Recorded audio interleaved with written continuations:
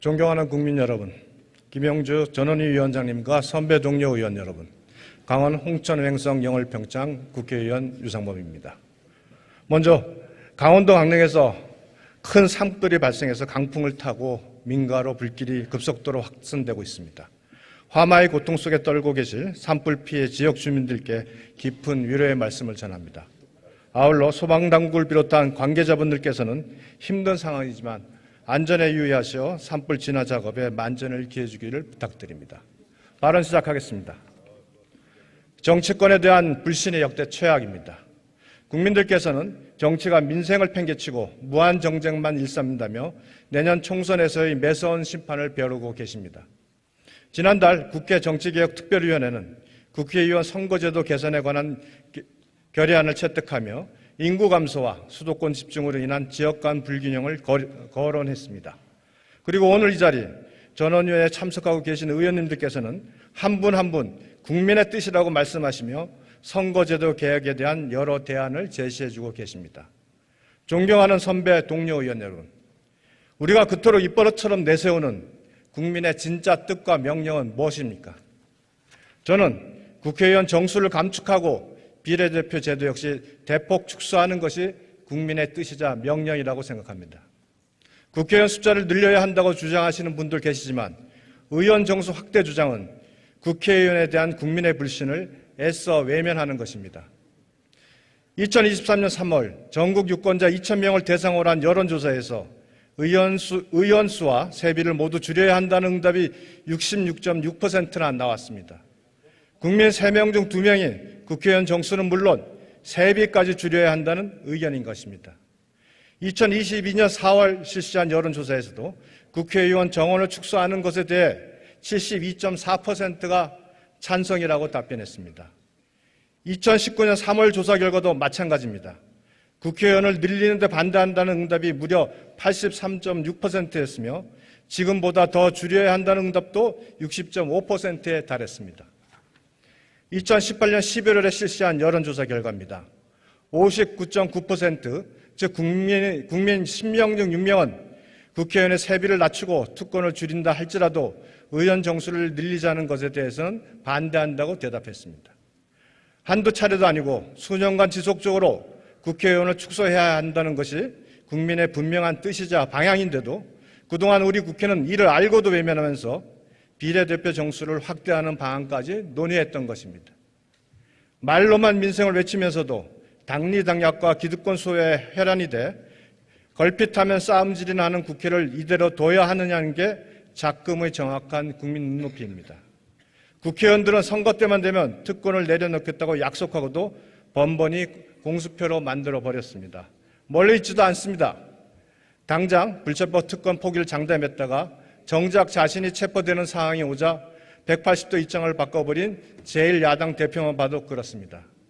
명백한 형사 피의자가 오로지 현역이라는 이유로 보란듯이 국회를 활보하고 있는 국회의원이 어디 한두 명입니까? 우리 스스로가 특권을 내려놓기와 생산성 제고 등 국회 혁신에 대한 국민의 약속을 이행하지 않고 있으니 국민의 뜻에 따라 국회의원의 숫자라도 대폭 감축한다면 진정성이라도 인정받을 것입니다. 2000년 제16대 국회에서는 IMF 외환위기 속 국민적 고통을 분담하기 위해 의석수를 26석 축소한 바 있습니다. 국회 개혁에 대한 국민의 열망은 23년 전 그때보다 지금이 더 크다고 생각합니다. 비례대표제도 마찬가지입니다.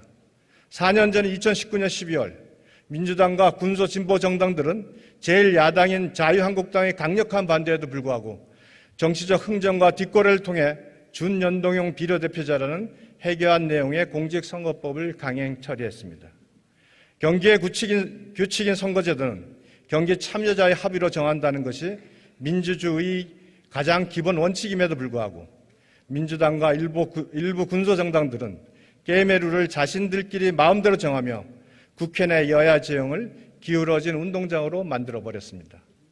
더욱 가관인 것은 다양한 목소리를 대변할 군소정당의 의석수를 늘려 양당제 폐해를 줄이겠다는 논리로 국민을 설득하려고 해놓고선 정작 자신들 스스로가 비례 위성 정당을 만드는 꼼수를 자행하며 국민을 우롱하고 정당 민주주의를 파괴했습니다. 이처럼 앞과 뒤가 다른 정당의 뻔뻔한 민낯이 정치 혐오증만 더 키우는 결과로 이어진 것은 아니겠습니까?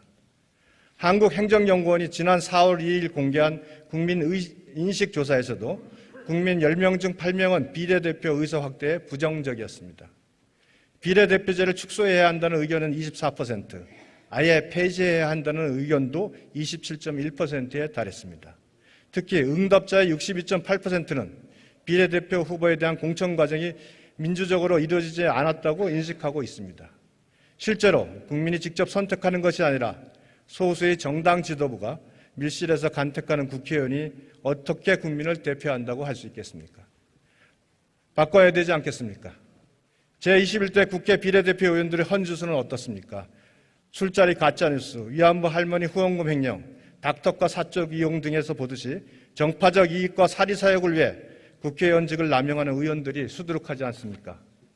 직능 전문성보다는 출신 직능 단체의 이익만을 대변하는 데 몰두하고 차기 총선에서 당선 가능성이 쉬운 곳만 골라 지역구 활동에만 몰두하는 게 작금의 현실입니다. 존경하는 선배 동료 의원 여러분, 선거제도 개혁은 더 이상 미뤄서는 안 되는 시대적 과제입니다.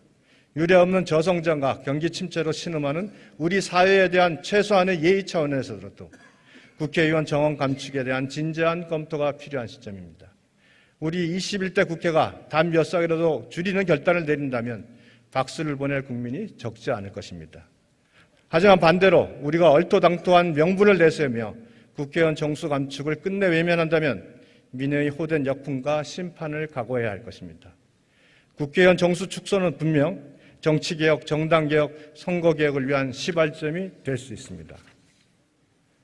존경하는 선배 동료 의원 여러분께 결단을 내려주시기를